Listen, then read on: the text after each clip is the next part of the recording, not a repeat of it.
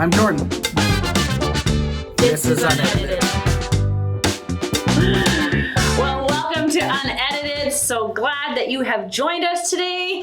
Jordan, how are you doing? I'm doing good. How are you? Are you enjoying summer and the weather? I'm loving summer. I love being back in the studio today. Yes, it's nice. It's warm outside and it's a good little reprieve. But no, it's been good.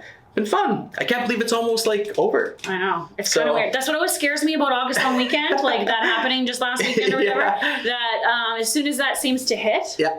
boom. Feels like it's the end. I know. And it's September, and then there's Halloween, and then Christmas stuff is out. Well, that's it. And I used to sit on my deck in June, July, and at nighttime it was still warm.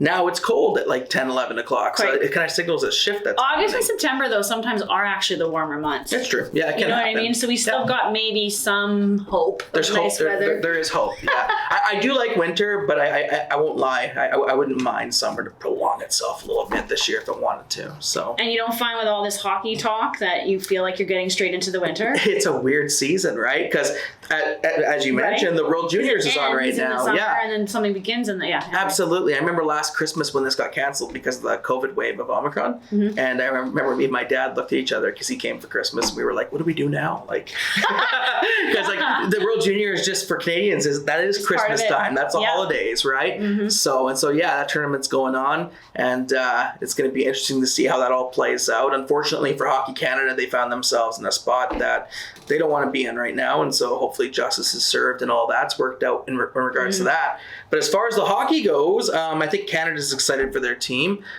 Young Connor Bedard plays in Regina for the Pats. Young guy. That's exciting. Yeah, he's supposed to be our next big superstar. He's playing, and there's some good teams. I think the Americans are the ones that we got to watch out for. They're always fast, and they seem to beat us lately. So. And I remember a time where we won every time. All the time, right? There was no question. This is what we got. We got the gold, no matter what. Well, and that brings up something actually. I feel like I can't imagine being one of these like young adults, teenagers playing on these teams, right? Mm-hmm. Because like you got the pressure of like a whole country. Like we expect gold. Like we don't really cheer for silver or for bronze as much as we should, right? Which is a good accomplishment when you do it. Okay, so if you're an American and you play on a Canadian team, do you play for Canada or United States? You play for the country you're born in, So everyone plays for their home country for this tournament, and it's going to be interesting to see how this one progresses because, again, this usually happens when people have a lot of time off. It's during the Christmas season, right? Mm-hmm. It's traditional, and here we're in the middle of summer here where we're talking about,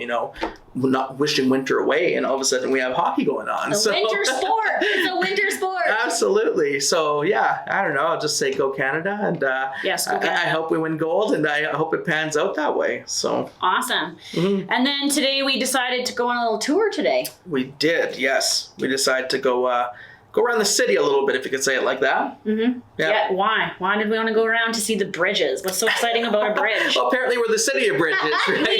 We are the city of bridges. It was cool, actually. It was interesting. We had all sorts of weather, though, as you're going to see. It's like hot, throughout this whole thing. Then it's like mock winds. Yeah. Some of those winds were like, I thought my door of my vehicle was going to fly off, right?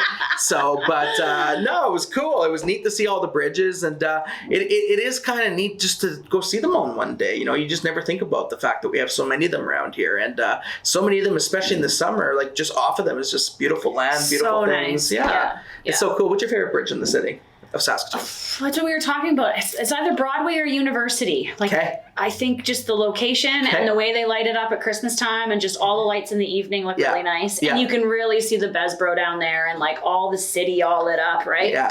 So I'd say those ones, but I mean, they're all pretty nice, except for the freeway bridges. Like, you don't really know you're just on kind a of bridge. Whatever. Right. You're just trying to get from point A to point B at that point. Yeah. But I agree with you. I think mine would be the University one probably, just because, especially in the summer at nighttime when you cruise over that thing, everything just it glows in that twilight, right? And it, the all the trees and everything, the Besboro, that whole area, I just think it looks so pretty.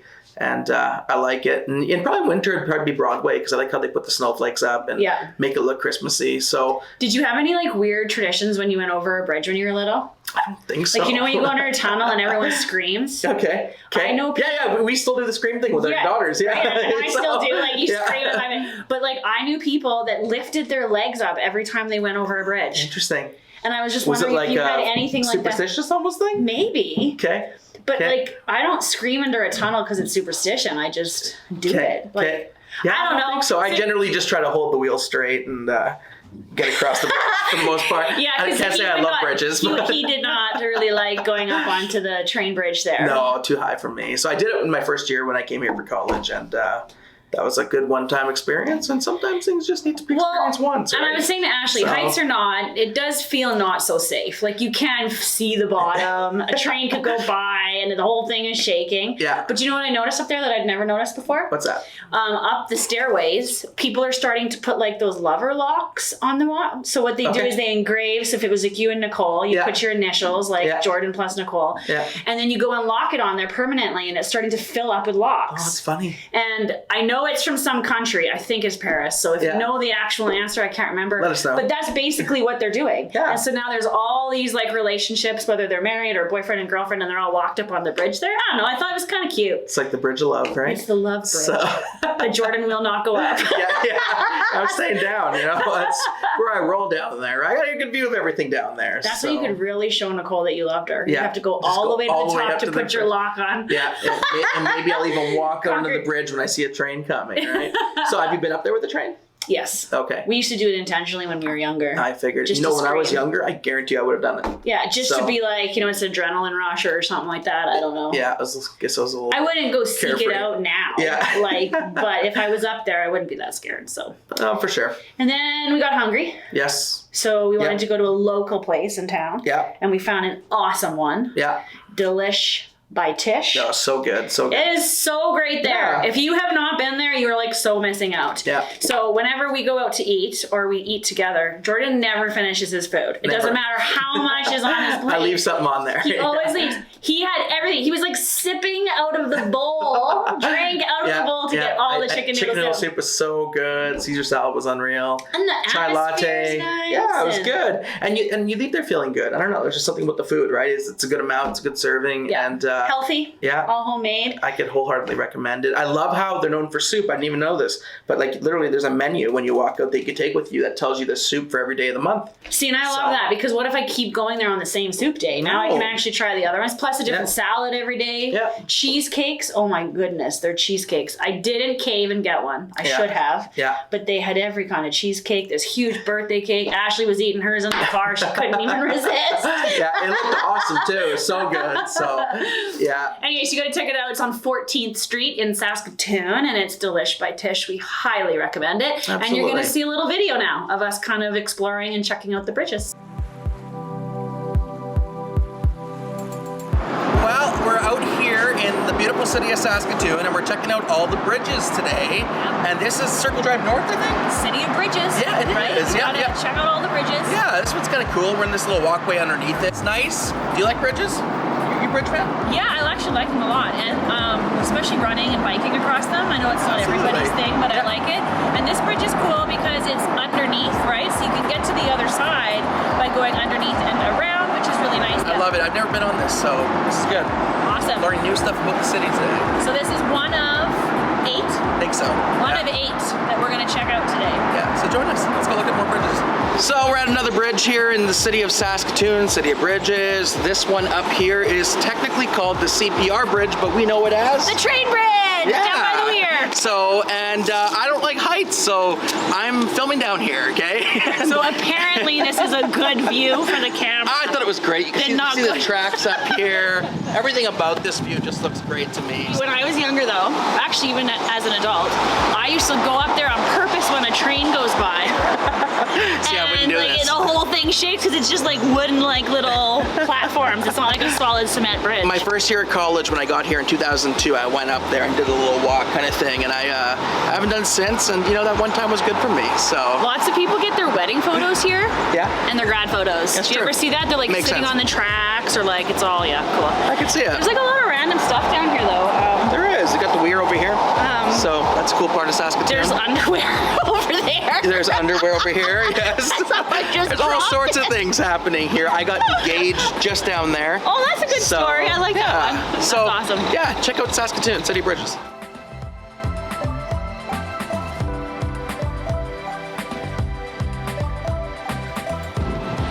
Where are you? Are you still down there?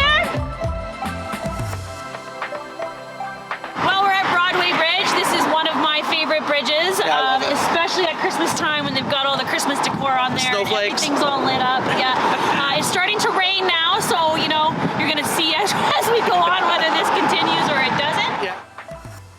Hey, so we're out here at the Victoria Bridge, otherwise known as the Traffic Bridge. Traffic Bridge, is the yes. official name. Yeah, it's an iconic bridge in Saskatoon. Was once blown up, torn down, but rebuilt, and I think it looks beautiful. So. And we're on an awesome roundabout. You know that we have very few roundabouts in the city, right? No one knows even how to like drive around them. Hey. Yeah, this is definitely one of my favorite bridges in the city. I like it used to be scary to drive on, but now so a little more comforting. Good sidewalk. So check it out. It is raining. Pouring. Yes, the old man is snoring. Yeah. So we've decided to what? Not get out of the vehicle. We're kind of wimping out here, but that is okay. We're going down the University Bridge, which is absolutely beautiful. I love it. It is. It's a Christmas bridge too. They put the poinsettias up usually on the poles, and I really like it. And now we are about to pass the Circle Drive South Bridge. Yes. Oh, look it also says Gordie Howe Bridge. Look at that. We had no idea. Gordie Howe has a bridge. Oh I love it, Mr. I like that it's Gordie Howe Bridge. That's way better. Yeah. Awesome. And it's noisy. You hear that? Yeah. Ashley wanted to make sure we said how noisy it was because it is very noisy. I wonder why. I feel like we're taking off in an airplane right now. Totally. It's a tarmac. It sounds like that. Well, we are on location and the wind has picked up a little bit. We're at the Chief Missawassas Bridge, newest bridge in Saskatoon. I think producer Ashley drives this thing every single day, right? Yeah, and it's really, you have to be loud because it's so windy. Yeah. The only thing I don't like about this bridge is that the speed limit changes like 75 times.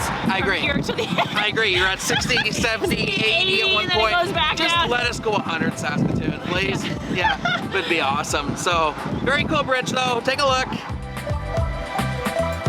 Yeah, I just got splashed by a car. Perfect. Well, now we get to our talk portion of today, which I'm excited about. This is a good story, probably one that even if you're not familiar with scripture, a lot of people have heard about, or there's been reference to it or whatever in your life. You hear about it a lot. We're still in John. We're going to chapter 6 now. It's titled Jesus Feeds the 5,000. The interesting part about this is it's in all 4 Gospels. Yeah. Right? So it's in Matthew, Mark, Luke, and John, the same account of the story. Slightly different things are said in it. Mm-hmm. And I was actually sitting when I was writing all my notes and I was reading it, and it's interesting that it's in all 4 because not every story is in all 4 Gospels, right? Yeah. So why did God want it, right? Like in all 4? Yeah. I mean, we can only guess that maybe it was really, really important. Like that would be one. Maybe there's details in each account that were different or were highlighted that needed to be said, right? Like that you see these different views. Different witnesses, yeah. Yeah, and then, well, the one classic thing is when things tend to repeat itself in anything you read, it usually means there's some significance or some importance, right? Important, yeah. You know what I mean? So, or the apostles just really thought, like, I have to write this down. Like, this was just so amazing, which obviously it was. So we've been seeing miracles. We've seen some healing previously. Now we're going to have this feeding the 5,000. We're going to have Jesus walking on water. All this crazy stuff is happening. He's got a following him around. But what I wanted to point out, which I think is significant, is that all of these people following around, not just his disciples, wanted Jesus for his signs, but not really what they signified. Like, you know what I mean? They're following around like he's just this famous person, like doing all these crazy things, right? And although the people were witnessing these miracles, like right there, they're not just reading about it, they're standing there talking, seeing it all, they didn't even know the significance of what they were looking at and what they were seeing.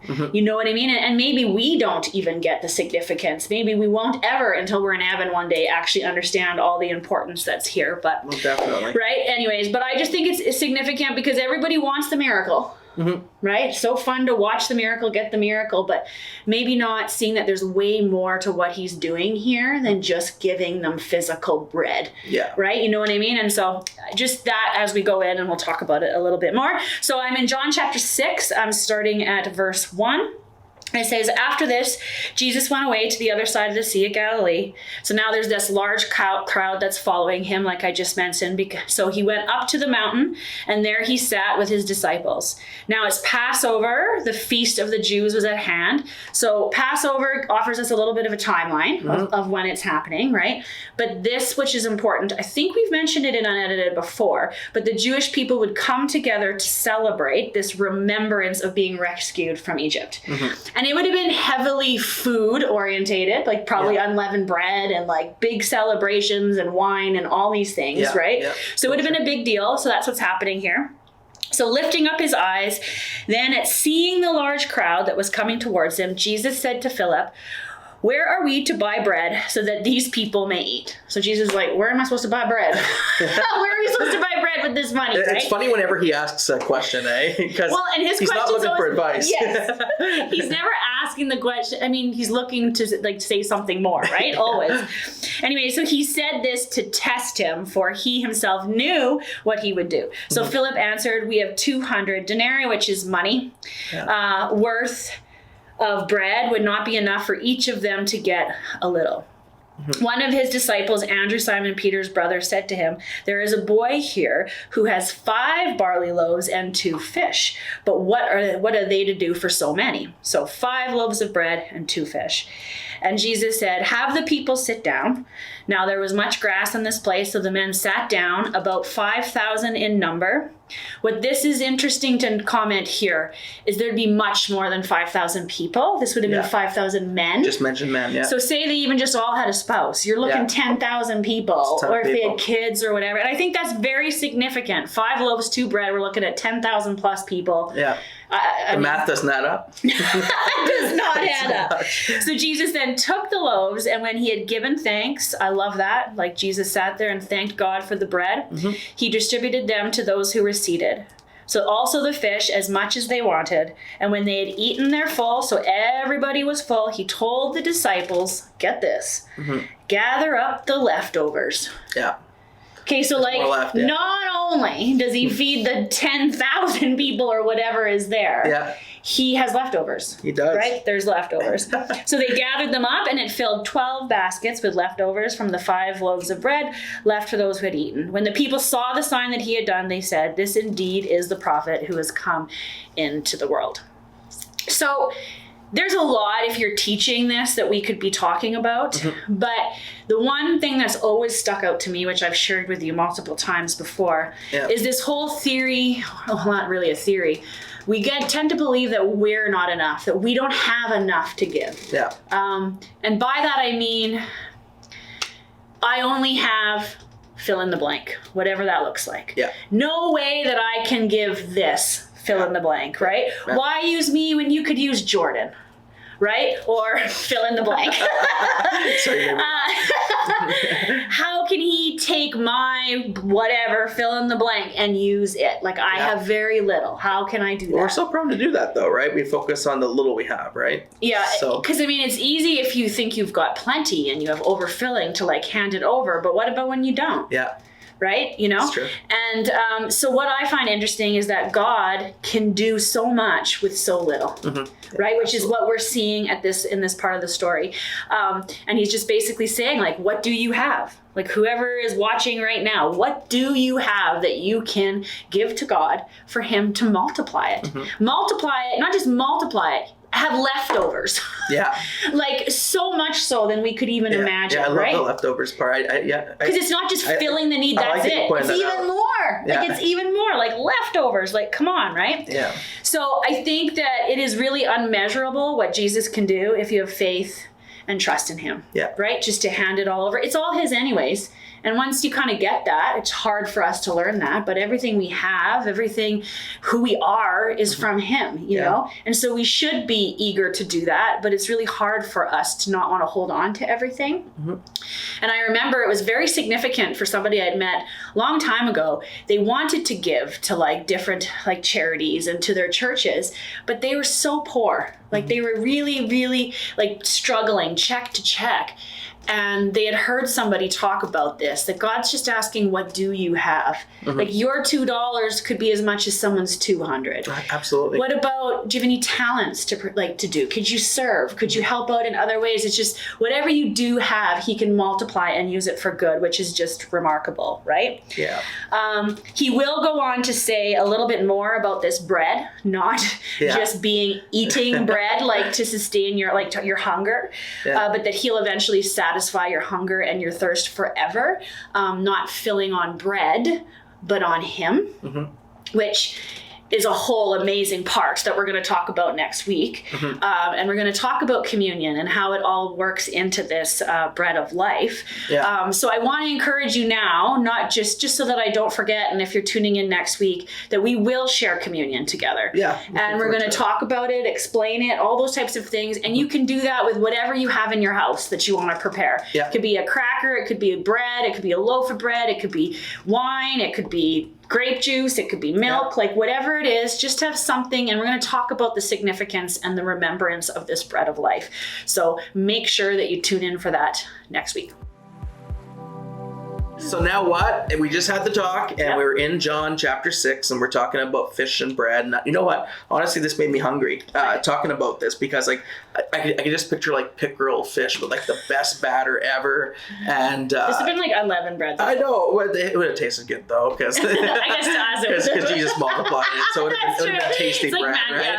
So, but you can get distracted by the details in this. But I do love the point of the story. I love the miracle in and of itself, of course, and I'm amazed by it. The amount of people who were there and leftovers, like you mentioned. Well, there's gonna be so much never more we really learned thought from about it, the leftovers part, right? Yeah. So it's neat that happened. But just this idea of whatever we have, we can bring to God, and He'll use it. It is, I think, so applicable for each one of us today. No matter how little or how insignificant we think it is. Well, exactly. Because I could be the king of that sometimes and be like, well, I only have this, or I've only done this once, or I've only tried that once. Or it's like, there's no point. Like that person's got weight. Yeah, you just kind of like dismiss it, put it aside, right? Yeah, and it's as though God just says, well, just bring me what you have. Just bring me what you have, right? Like you only have this amount of education. Well, bring me that education you have, right? You only have this in your background for training. Well, bring me that little training you do have, right? This is all the wealth I have. Well, just bring me the little bit that you do have, right? So good, And it's a thought that I think is great in the sense of that, God will take what we have and multiply it more than we ever could. And so I think that's encouraging for me, for you, I'm sure, right? So, and for the listener, I hope it's encouraging to you that like God will take what we have and use it. We just have to trust Him in that. And I've seen it in my life. Absolutely. I've given Him things when I really felt like I was just like, what could you even possibly do with this uselessness, right? And He has just made it so much better than I ever possibly could have thought of. It's so true. And I think the faith part's the hardest part in a way, is just trusting the fact that He'll do that. And the willingness to let it go, right? Let certain things go. Because we live in a self-sufficient world, and if we can't, cover this, we hire it out or we do this, right? And Jesus literally, there's a boy here with a few fish and a few bread, right? And all of a sudden this miracle happens, and God can take the little and make great things. So what is it that you need to give to God? What is it that God can multiply? Perhaps you have to give God your heart. Perhaps you're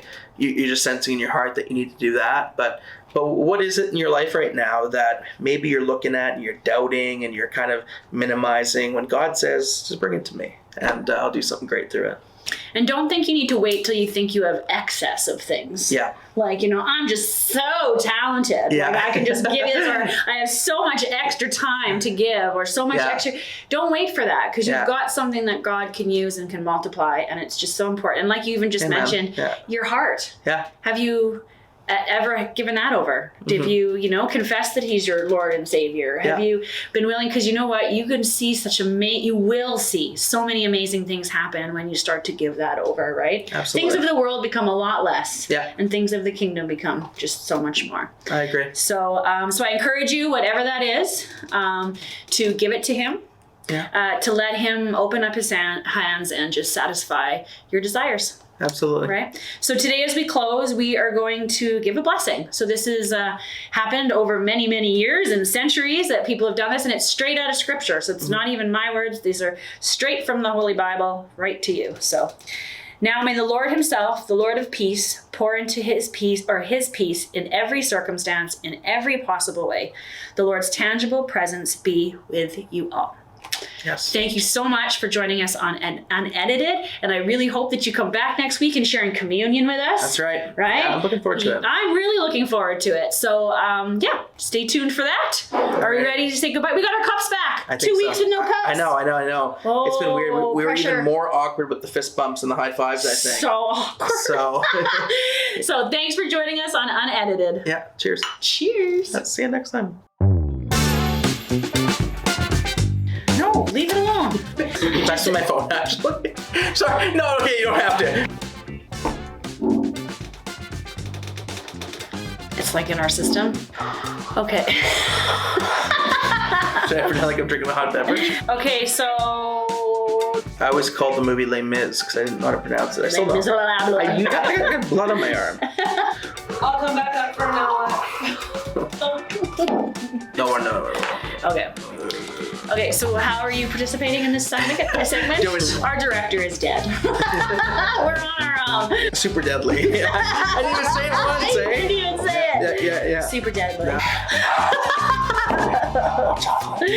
Good hot chocolate. That verse was super deadly. Yeah, super duper deadly. Yeah, like some verses are just deadly, but that one was super deadly.